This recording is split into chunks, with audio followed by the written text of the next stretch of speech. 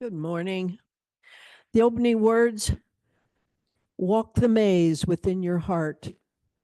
Guide your steps into its questioning curves. This labyrinth is a puzzle leading you deeper into your own truths. Listen in the twists and turns. Listen in the openness within all searching. Listen, a wisdom within you calls a wisdom beyond you, and in that dialogue lies peace.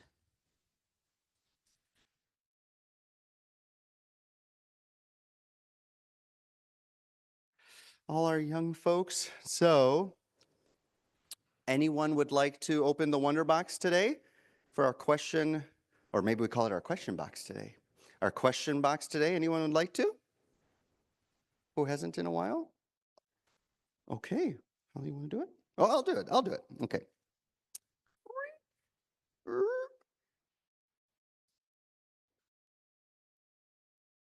There's nothing in here. You said you would put something in here. What? Wait a minute. We got two more. This seems sort of like a different kind of box. Do you all know that box? Question box or Schrodinger's box. We'll learn about that next week. Are the questions in here? Are they not? No, they're not. But Miss Adrian has them. And so we just so you know, this is more intimidating than the adult questions because we'll get those later in the service. So pay attention, everyone. All right, so here we got some questions and I will repeat them. Okay. Okay, well, definitely waffles or pancakes. The answer is waffles because they can hold more. And each of the little sides of the waffle is like a crust. You know, I mean, it's like having brownies, but everything is a side piece. You know what I mean? Okay, that was easy. Who wrote that one? Okay, it's okay. Can I do a backflip? You think I would be here for 8 years and I didn't do a backflip in front of you all yet? That would have been, I am so performative. I would have done that week one. I cannot. I can do maybe a back somersault in the water, but no, that's a good one. My favorite color, people know this one. Purple. You know. Did you play a sport in school? No, actually, I was the school mascot. And seemed like you visualized that really easily. Like I was hoping that was hard, you know. So I went to a performing arts high school in Milwaukee. So we were very aggressive and masculine. No, we were the Crimson Stars.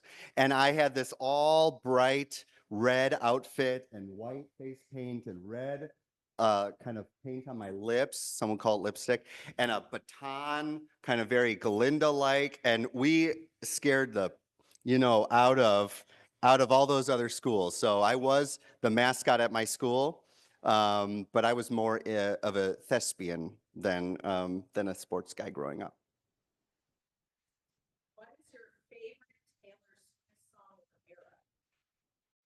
Okay, this was Nora. No. This was someone. Oh my gosh, this is hard. Okay, so I like that.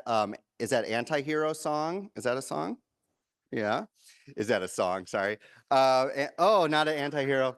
I'm late to the game. I'm late to the game with that, so I'm still learning about the eras. But funny you should say this. A long time ago, I used to think that the tour was called the Eras Tour, like Eros, but like feminine driven, like Eras. I literally thought this for months. I was like, that's really interesting, Eras, you know? And then I realized it was eras, like many eras of life. So that's really embarrassing, but this is a safe space, okay? This is a safe space.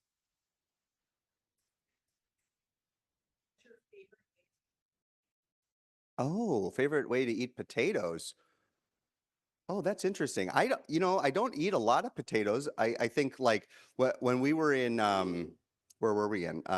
When we were in Romania and in Hungary as well, they have these things called these donor boxes, where like it's essentially like the shawarma and all that stuff, and then there's potatoes in there with all that kind of flavor and Middle Eastern kind of foods and stuff. So I like that. I like mixing it in with that, and not a big baked potato fan, but you know, potatoes are good. They soak up a lot of good stuff.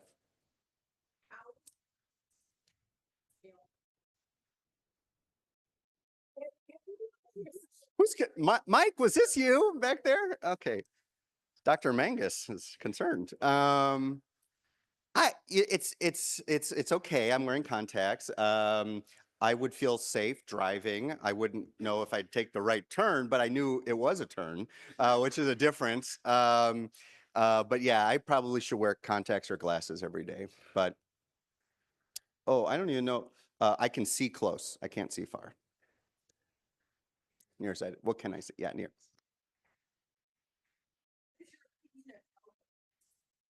Elbow grease, like put a little elbow grease in it. Not I don't think for cooking, I don't agree with it. But I think just generally a little extra effort is good. Yeah. Okay. 35, almost 36. My birthday is next Sunday.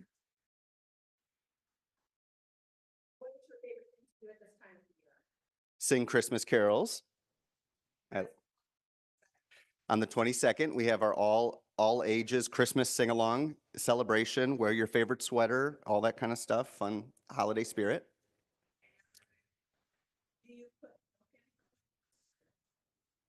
Cereal. Yeah, that's weird. I that would be like, I mean, when you bake, right? You put the solid stuff in first, and then you put them. Yeah. Who wrote that? No, I'm just kidding. It's okay. It's okay. Which ones? I mean, Tinkerbell, sure.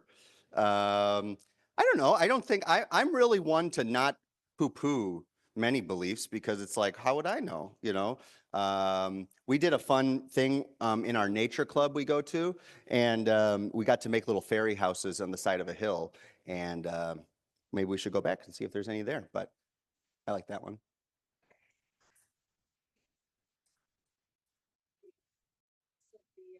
Adults.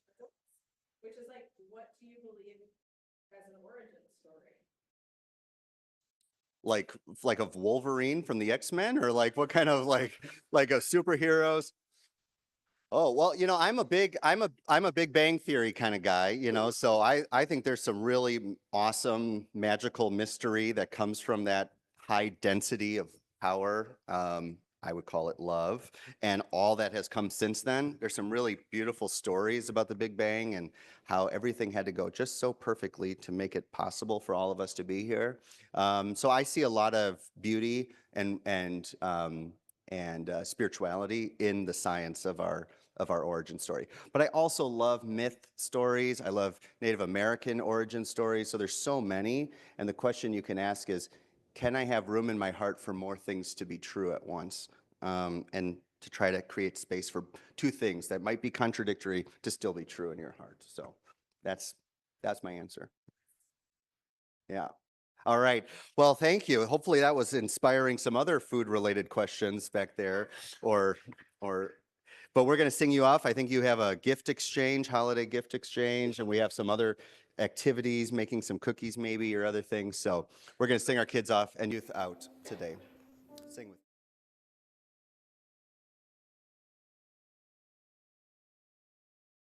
The reading, try to love the questions themselves.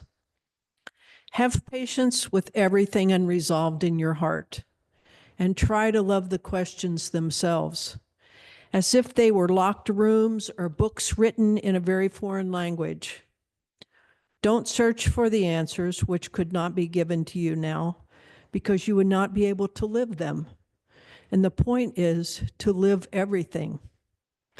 Live the questions now. Perhaps then, someday far in the future, you will gradually, without even noticing it, live your way into the answers.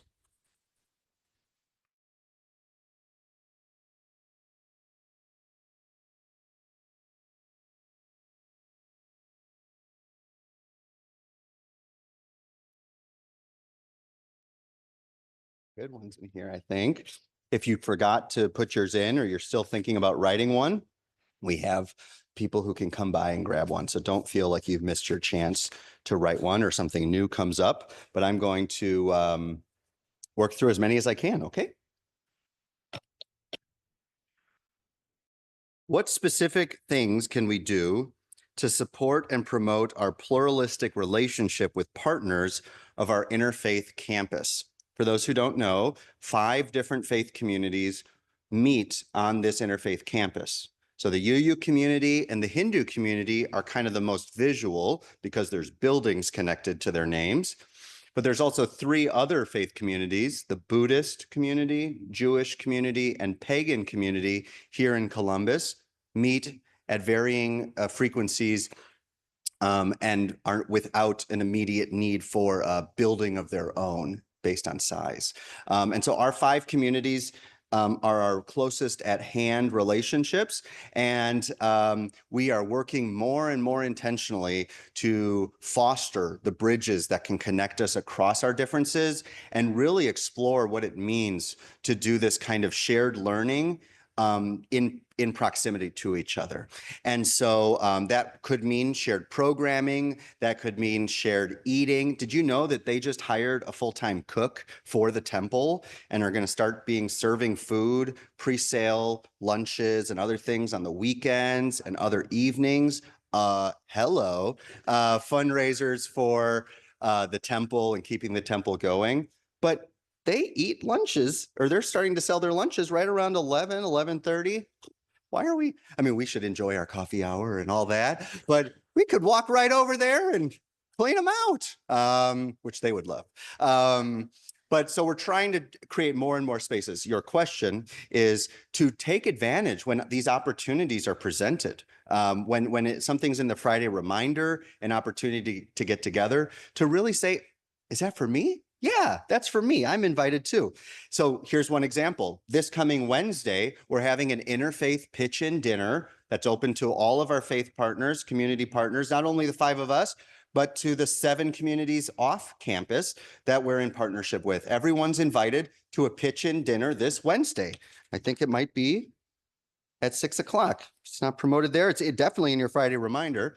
And it's 6 o'clock right here in the fellowship hall. A dinner at 6, and then afterwards, we're going to have a program that's going to talk about safety and security concerns in this sort of climate we're living in today. And so it's kind of maybe a topic you're thinking of, and a way that we can think about how we can support one another to ensure our collective safety and security. But definitely more on this to come.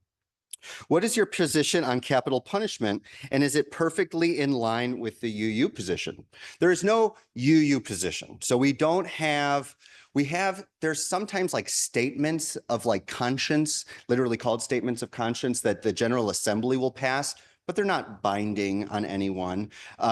So there have been comments, I'm sure, over the last decades about what that General Assembly at that time thought about. Personally, I'm against the death penalty. In the 6th grade, which seems really young to be talking about it, there was like we had to do like a recorded argument speech about what we believe about something, and I talked about whether was it Timothy McVeigh deserved the death penalty? I don't know what was going on in my childhood, but like, so I had to like make this argument. I mean, I chose it. Like I chose like this topic, and I remember that being very impactful about why the death penalty is never an ethical decision. So that's sort of my belief. I think that there's a lot of questions about how healing happens for folks who are wronged, how restoration happens. I believe in more restorative forms of justice. I'm not really like a big promoter of the prisons and other kinds of things like that as a presumption of rehabilitation. I don't think that really happens, and I don't always think that that's where healing happens from survivors or victims. So really complicated topics, but worthy of reflection. What is the best way to share spirituality with grandchildren who might come from a home with parents that do not feel a need for it, or are also parents going through, or who might be going through a tough life transition, such as a divorce. And so there might be some uncertainty there. So, yes, I think for those who don't have children at home, or who might be mostly interacting with children, that might be, grandnieces or nephews, grandkids. It is always a complicated question to say, what role do you play in sharing your values? I think the big thing to clarify with them, and with those kids who might be going through a divorce, adult kids going through a divorce, is that what you're sharing with them are your values. Okay, you're not sharing with them a theological statement or a creed or what to believe. You're offering them some things to perhaps think about. How does kindness show up in your life? How does compassion show up in your life? What do you do when something bad happens to you? So really, you're really, I think, even just this idea of teaching, spirituality or things like that. I think the best place to start with are those kind of moral grounding and values, because from there, kids often really do connect dots to say, if this action is how I'm wanting to live, what do I think about, these bigger questions and things like that. So I would suggest that. I also think, navigating a divorce of adult kids can be very difficult. And so finding the timing for that level of involvement is really hard. But I think there is an essential role that skipping a generation can play in the formation of young people's hearts and minds. It seems our country is facing real threats to our democracy with the inauguration coming up in January. What is UUCCI and the Interfaith Campus planning to help support our most vulnerable populations? Thank you. So I think for me, our interfaith work is absolutely a work in building resilience and courage for what's ahead. I really do think that when we hear interfaith work, we sometimes kind of keep it at a kind of a surface level of like almost anthropological or like culture, like what book do you have and what book do I have? But I definitely, when I think interfaith, I think about resilience, solidarity, strength in our circle. The bridge that connects two communities are so strong at that foundation. It's not a tightrope. It's a bridge of strength. So one is, we're really doubling down with our relationships to our interfaith partners, especially those who are made up predominantly of people of color, like the Hindu community, the Muslim community, and being really mindful about the threats of increased religious violence, racialized violence, things like that. But also, I think trying to be connected with other initiatives on the ground, like the NAACP and others that are kind of still figuring it out. I mean, still figuring out what is like rapid response in this time, and also what's the long haul work of fortifying democratic principles and institutions here in Columbus. And that's hard. I haven't heard of a group who is planning anything explicitly in the congregation, but that could be a really great thing to continue to talk about at coffee hour and think about how we might continue to center those values as we move into January. Bloomington UU is expanding to 2 services to take care of new demand tied to the outcome of the election. Should we advertise our beliefs more to take advantage of this need for the other side? And yes, I mean, if you're pulling out of the parking lot and someone's sitting there looking forlorn about what's going on in this world, and you're not thinking, should I have invited them today? We need to reconsider how much this place is a space of fortification and healing and meaningfulness, right? So for all these feelings, we should be on the lookout for folks who you're not trying to save their life. You're trying to expand the circle of care. I've said before, everyone's outside of the circle until someone welcomes them in. And so really, really thinking about the word of mouth, face-to-face kind of ways of saying, hey, no one should be going it alone in these times ever. You should come with me sometime. Check it out.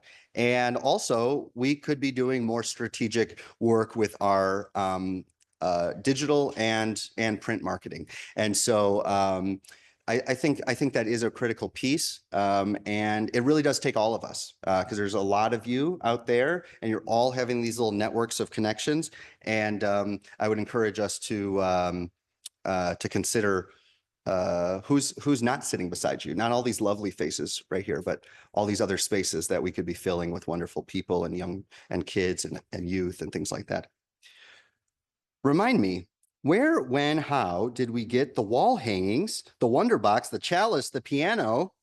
Okay, multi-part. So the wall hangings were created by Kathleen Leeson, who's right back there. And they were, it was a design that everyone notices the pattern is the same pattern as the door glass back there as you're walking in, where those lines are and such. Beautiful wall hangings. Out of the sabbatical, we talked about having a,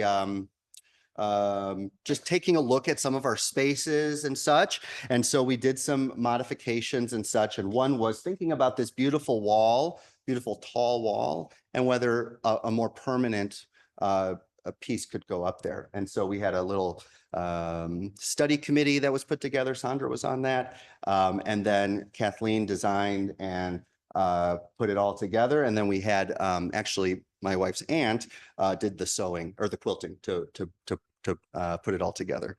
The Wonder Box, this Wonder Box, I don't know. It was here when I got here.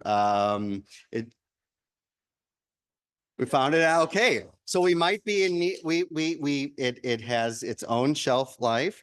It doesn't have its handle anymore.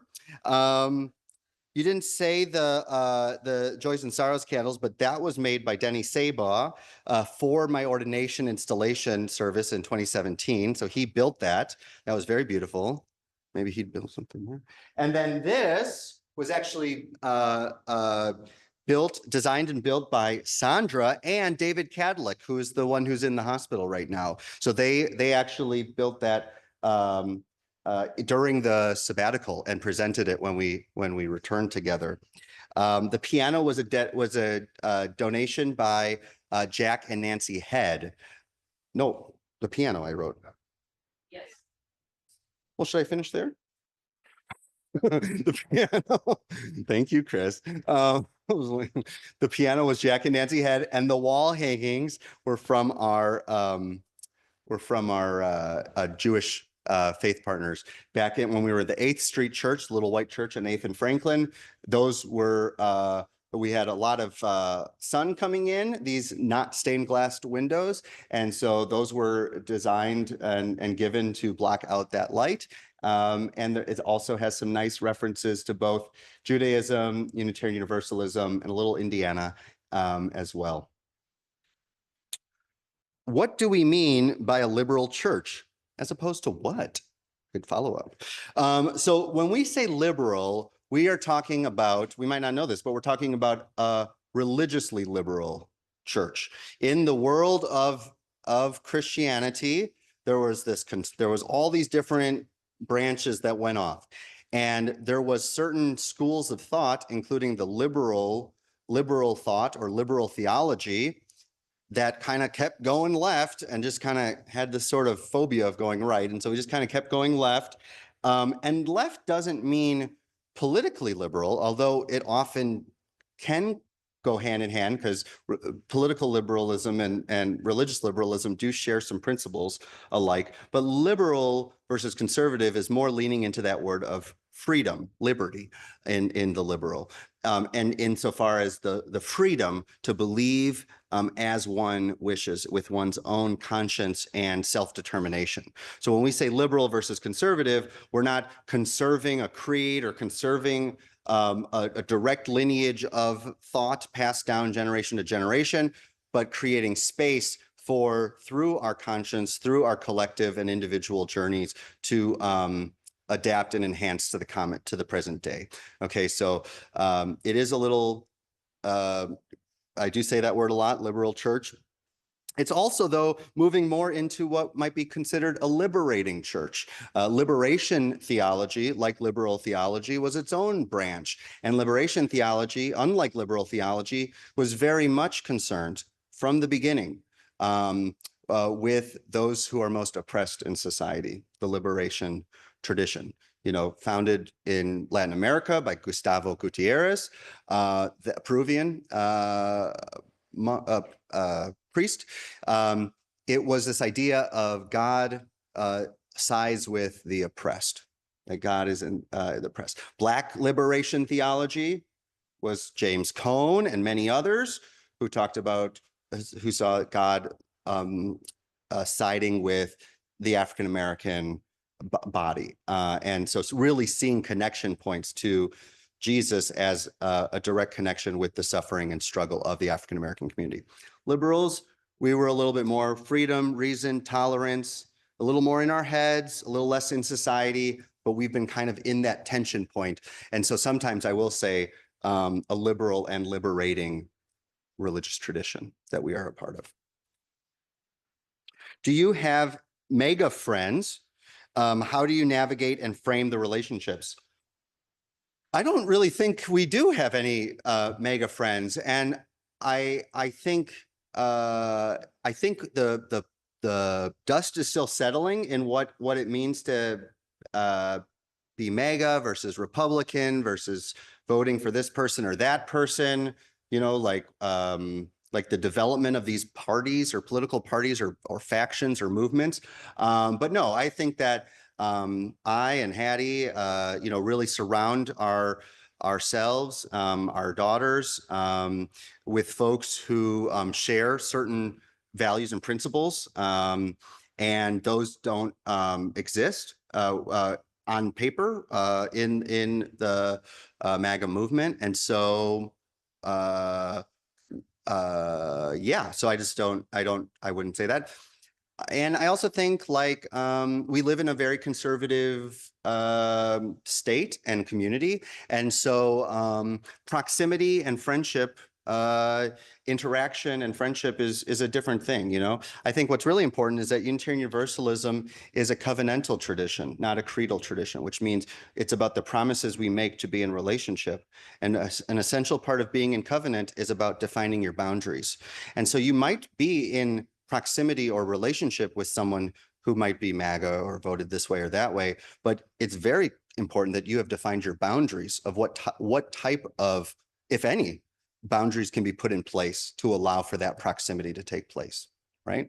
So, for example, our daughters, or our youngest, goes to a daycare, and so, we have to navigate the different potential political values that might be there or whatever. And so and so just being really mindful of what things can I put in place to be in relationship? And sometimes the answer is no, just like in our families, sometimes there are at the time no boundaries that are sufficient to be in relationship with people.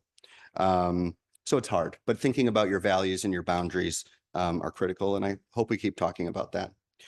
Where do you imagine our congregation in 2030? Wow, I think it is going to be, as is now, a vibrant community, a force for the wider community, of a force of love. We have so much of the language right in place, right in front of us, to be a beacon for diverse religious thought and courageous action. A beacon that people see and are not only grateful that it's there off on the hill or up, over here on the west side, but also a place that they know that they can come to and be a part of. I really do think that over the last 25 years, coming out here to the west side has been a part of not only the physical relocation, but also kind of the communication to the wider community that we're here and we're open for business. And that business is about love and justice and compassion.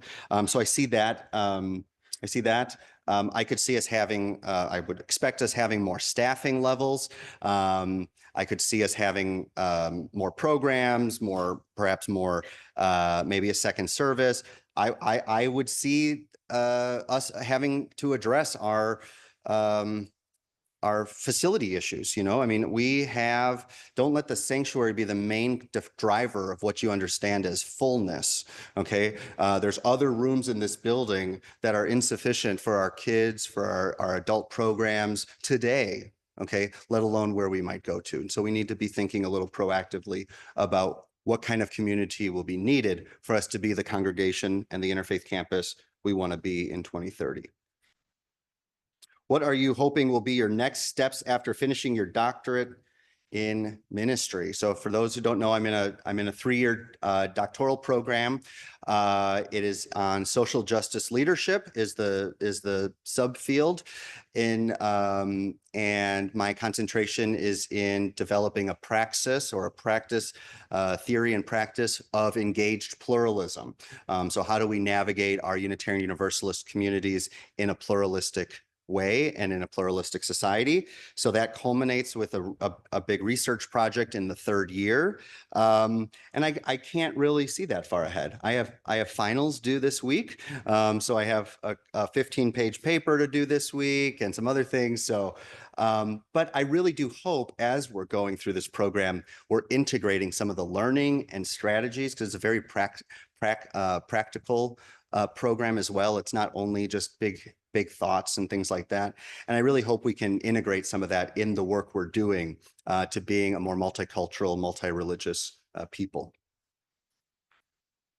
How do you reconcile our collective emphasis on compassion, empathy, and love with the fact that some individuals seem to be the embodiment of evil? It's really hard. Unitarians, Universalists historically, and in recent history, like the last 75 years, have really struggled to recognize post-World War II. How do we deal with things like fascism, Nazism, white supremacy, corporate greed, environmental degradation, like all these things, over militarization, all that stuff. And part of it is because we do have such a high value in our belief in the human capacity for good that we kind of don't want to go there to say that people, obviously we don't want to go to are evil, but even do evil things. There's a saying by Thomas Starr King that the Unitarians, to understand the difference between the Unitarians and the Universalists believe that God is too good to damn humans, and the Unitarians believe humans are too good to be damned. All right, that was the difference there. God is too good to damn, universalism, and Unitarians are too good to be damned. So I would say I look at things from a structural, systemic perspective. We don't believe in things like, or I've never heard any Unitarian promote original sin, things about being born into the world broken, or we don't have baptism. We have dedications where we dedicate ourselves to the life of the child who is a blessing to our community. So I wouldn't say I would look at it more at a structural level. How are systems developed? How is it a social production? Actually, I've read a book for my class this semester called it's Womanist Ethics, and the cultural production of evil and the cultural production of evil. So in this, it talks about how evil is culturally produced by society and by a lot of different ways. And so I think in many ways, we have to kind of think about that beyond the individual and look upstream a little bit about how these things went into place. But it's a lot of hard work because it's much easier to just say bad apple as opposed to not bad tree, but bad farmer or bad land or bad, maybe this whole land, 450 years of being on land that we weren't invited to, might be part of the problem too. So I think that's part of the work, is thinking at it from a more systemic level. Since the pandemic, UUA General Assembly has gone to a schedule that alternates between in-person and online. Does UUA plan to continue this schedule, and what do you think of this? It has gone to that, and I do think they're going to continue that. So this year, June 2025, will be in Baltimore, and then the following year it'll be virtual again. The virtuality of it was to make it much more financially and democratically accessible to people, much wider amount of people who can fly, drive, take a hotel for 5 days, get their kids daycare, register, eat food, than who can register for $150 and have all the programs, and congregations can help support that. Congregations can do watch parties and do different activities. So a huge part of it was not was a way to make it more democratically accessible. And also not just the business meetings, but all the workshops and strategy building of like skill building and things like that. So I will be going to Baltimore in June if anyone wants to talk about going or doing it virtual. So there's always the virtual option. And I think it's good. What is the secret to happiness? Okay. Who wrote this? Steve? No. Secret to happiness. You know, I think part of it to me is just what's popping into my head in this moment is an ability to let go. I think clinging too tight is a impulse to hold on to the things we love. Mary Oliver says that thing. You got to do three things. You know what is. Oh crap. Know what is. Hold it close to your bones, and when the time is right, to let it go. To let it go. It's a good part of her at the end of that poem. So I think letting go or knowing about having a deeper appreciation around what's the term? Impermanence. What's the other term?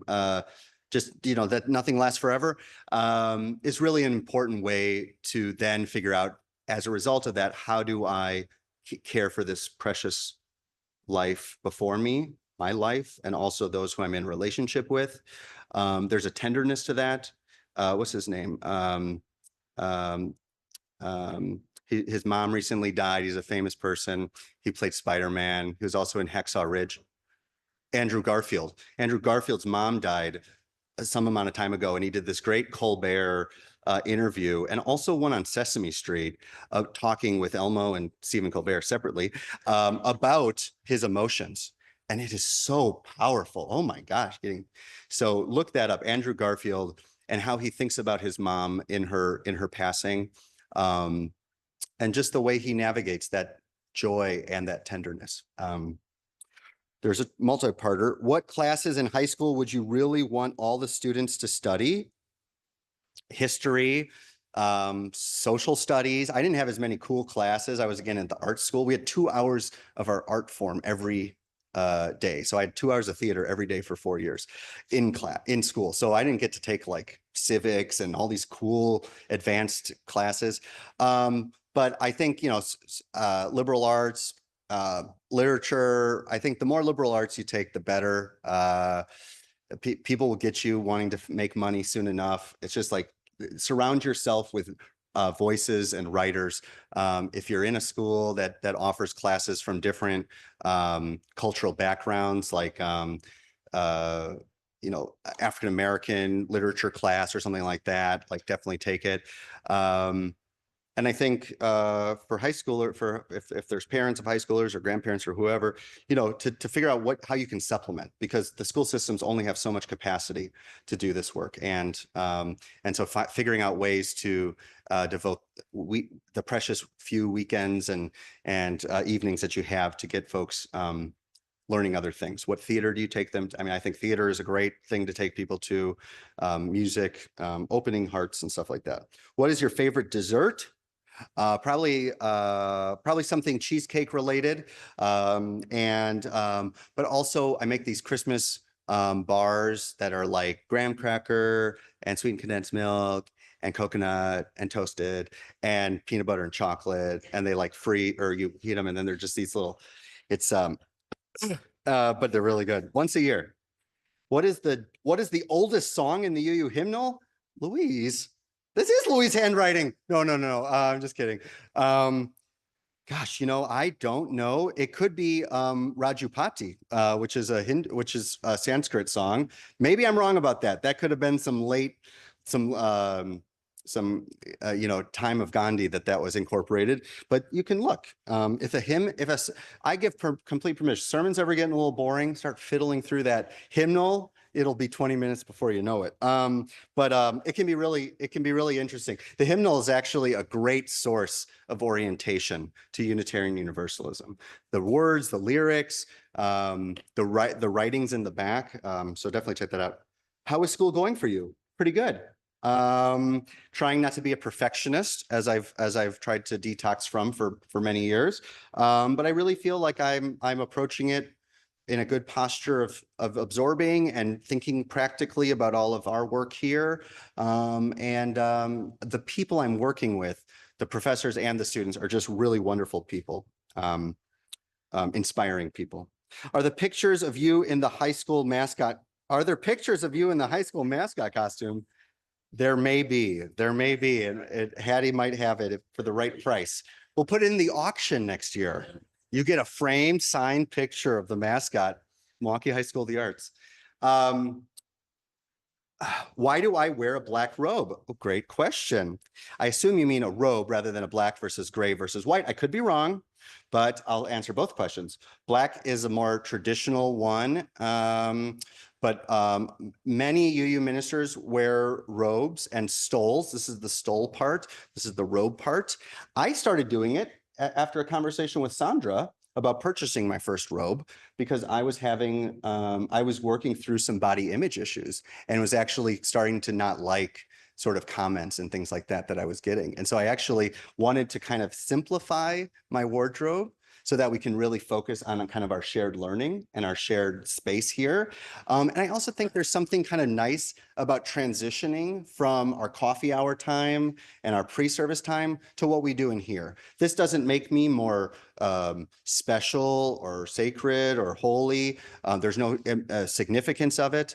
If anything, it's just sort of like, why do theater tech people wear all blacks? You know, sometimes it's to kind of blend in. There's a great thing about to not have the messenger get in the way of the message, right? And the stage people are wearing black because they're trying to not get in the way, right? If you're coming out and doing a scene change, if you're wearing bright, or something, you're kind of getting in the way of what you're trying to learn. And so I think it's also true with sermons and other things.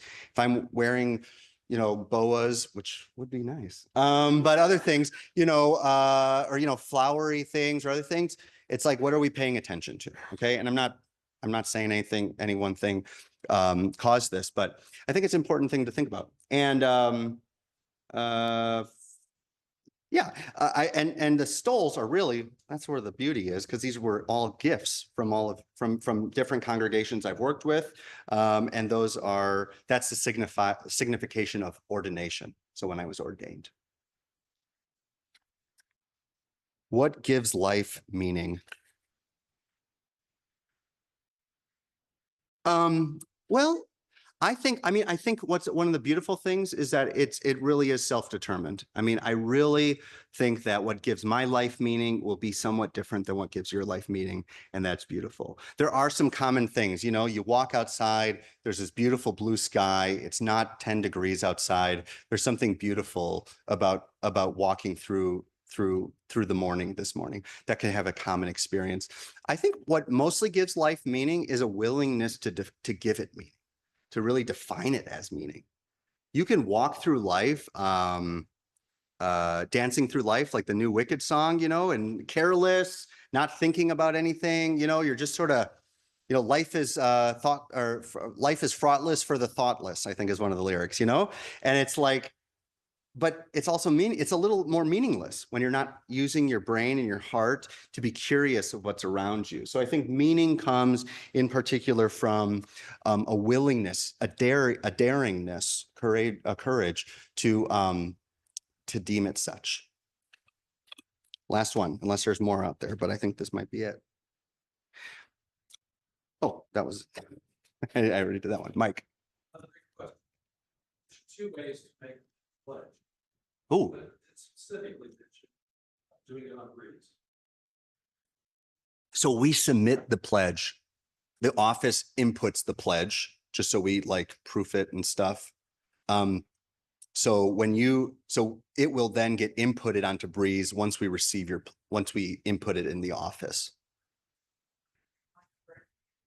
So you did it on a form in Breeze, which is just like Google Forms has Google Forms. We have Breeze Forms, but it doesn't integrate to your profile until we do that work on the back end. So paper, digital, nice plant. And you can put them in the, you can give them in the office if you're here in person or other things like that as well. Let's just take a moment to offer gratitude for the questions that are in this room, just like joys and sorrows, the questions that remain in our hearts. And we'll just take a little moment of silence as we close our time this morning.